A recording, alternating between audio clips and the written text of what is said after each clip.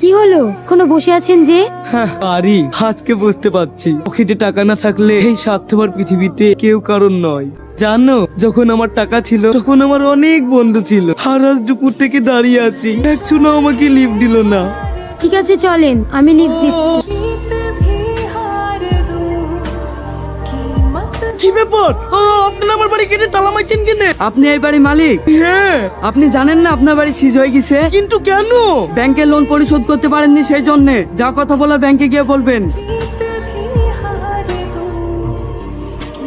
শফিক, তোমার কি হলো শফিক? শফিক, ও সিন্ধু, তুমি তাড়াতাড়ি ওকে ধরো না।